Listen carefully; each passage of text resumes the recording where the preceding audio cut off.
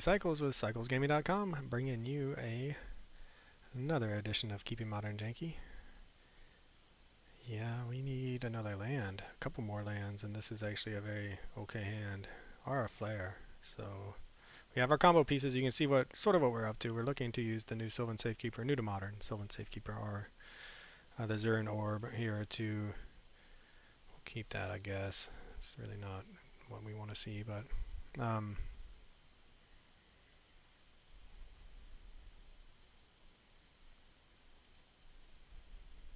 To ramp into some Titanias, and then sack our lands to make 5/3 dudes, either with the Sylvan Safekeeper or the Zurin Orb, at which point we will have a bunch of 5/3 elementals on our opponent's instep, with which to hopefully kill them. However, we need some of our combo pieces. We have not been very lucky at seeing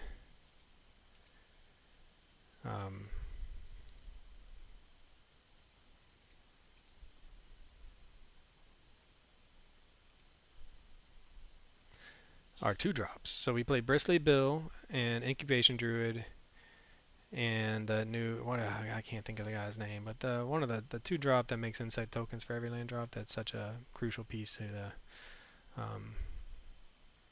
bird combo that won the Pro Tour. Nadu.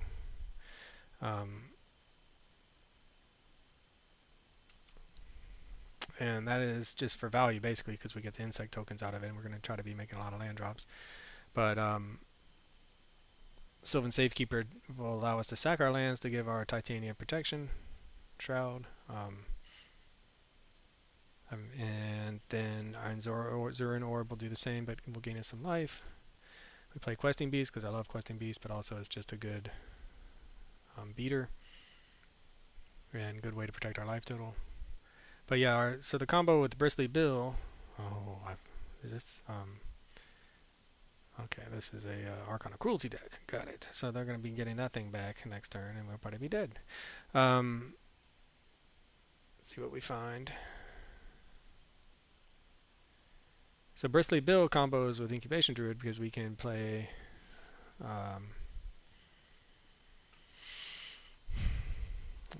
play a land and put a +1/+1 counter on the Incubation Druid, then we can tap for 3 mana. So they're going to get an Archon of Cruelty back next turn, I imagine. This taps for... I don't want to give them... I don't want to play Urborg into there. I don't even know if we want to do a Sylvan Safekeeper, to be honest. Because then, first of all, they'll know we're up to something. Second of all, we don't need it. We can just play the Zurin Orb for 0 mana the same turn we play Titania. But we're a couple turns away. We didn't see our ramp. We play Utopia Sprawl ourselves, and we play Flare of Cultivation. So there's their black source. So I assume they're going to go get black mana to cast Persist. Give it haste. Oh, they don't have this taps for black, I assume.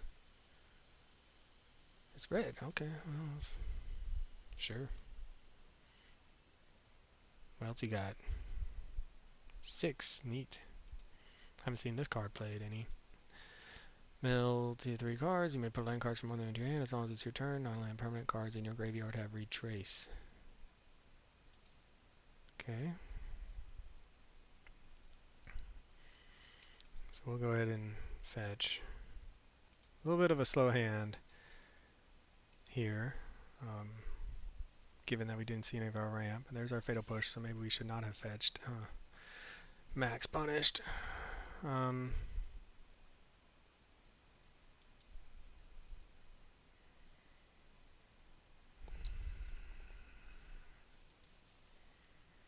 It's going to help them.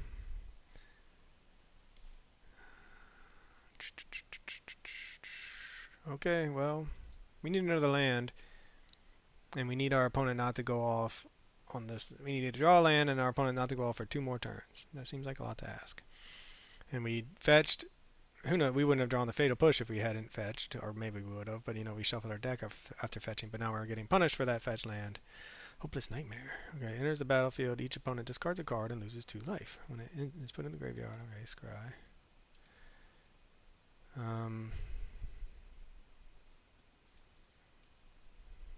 Okay. What do we want to discard? Probably the Sylvan Safekeeper, to be honest. Although It does allow us to protect our Titania. Either way, whatever. I did okay. I think I might need more lands in this deck. I play only 4 basics, I think. 5 basics. And I went heavy on the fetch lands, thinking I would want to have big... And Yavimaya, Cradle of Growth or whatever, so that those fetch lands and Urborg can both tap. They may allow our fetch lands to tap for green or black. So that when we can then get Titania down, we can just tap, fetch up other lands, trigger Titania as 5/3. And here's the battlefield, draw a card, and chain land is every basic. Okay, so our opponent must not... Either they didn't have... They just didn't... They had an awkward hand with this Archon. Or they're setting up for...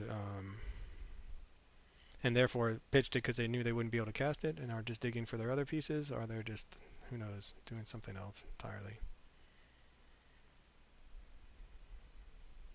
But meanwhile, here at cyclesgaming.com, we can very likely do nothing next turn if we don't draw a land. So please be a land. We would like a land.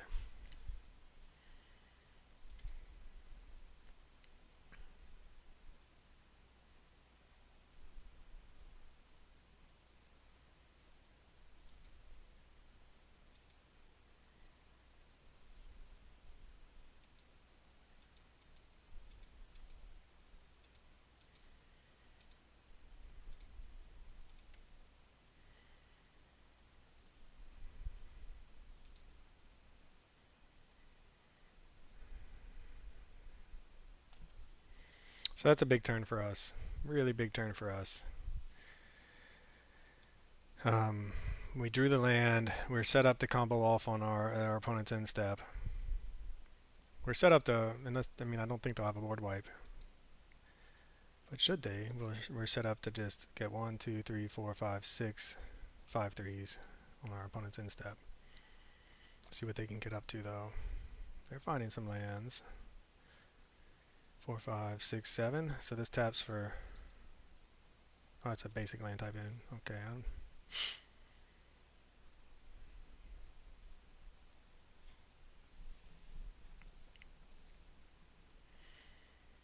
Sanctum Weaver.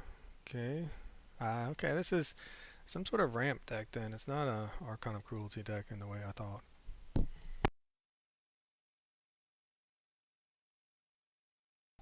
But maybe it is. They could still cast...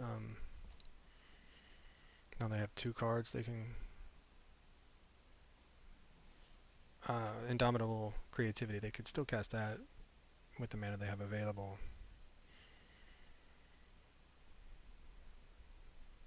All right, there's a bit. It's a brew. It's a different type of brew than what I was expecting. It makes me happy. Seeing 6 makes me happy. I'm glad that players are still trying to play some of the good cards from Modern Horizons 3, some of the fun cards, the powerful but not super powerful. I just played in my first match, which my opponent scooped before the game 1 was even over, because I guess I didn't scoop fast enough. Man, they went off with Glimpse of Tomorrow. So many tokens. They may have had to go. I was chatting with them. They weren't responding. So either they had chat turned off, who knows what. But it was awesome. So you should watch that video. It's don't even get to finish game 1. But they were going to win game 1. And we were just letting them do their thing to be nice, I thought, because of how awesome it was. I mean, they had just a board full of tokens. Opponent's probably trying to figure out how much they can block. I think for us, we want to, at this point, hit, we'll get 1 when we fetch, fatal push one of these, right? 1, 2, 3, 4, 5, 6. So that'll be 7 5/3s. It should be enough to kill them no matter what. Question is, who do we want to kill with the fatal push, just in case we can't kill them? We go with Destiny Spinner.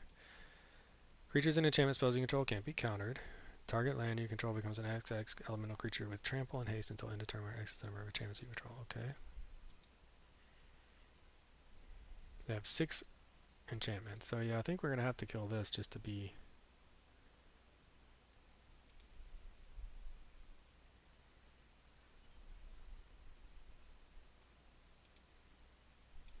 We'll go get an Overgrown Tomb.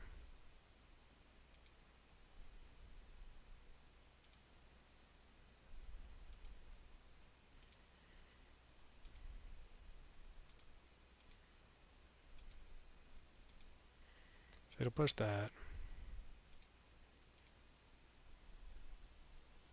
And they scoop it up. Yep. Alright, they see what was coming. And there's Bristly Bill. And they scoop up the match. Alright, well, it's the play lobby. Or it's the free zone. Back to the play lobby, excuse me. It's the free zone. I guess that's to be expected in the free zone. It's a little unfortunate our opponent's playing the Janky Brew, too. I mean, anyway. Alright, well, for CyclesGaming.com, this is Johnny Cycles. I'll catch y'all in the next one. This has been another edition of Keeping Modern Janky. This is Johnny Cycles with CyclesGaming.com. If you haven't already, check out my original Magic the Gathering content over at CyclesGaming.com. I write about my various commander decks. I post articles and video of my gameplay of my various modern Janky brews, and I'm publishing my science fiction fantasy novel, The Podkind, serially. If you enjoy the content, check out my YouTube channel, Johnny Cycles, and click that subscribe button. Everybody counts. As always, thanks for watching. This is Johnny Cycles. I'll catch y'all on the next one.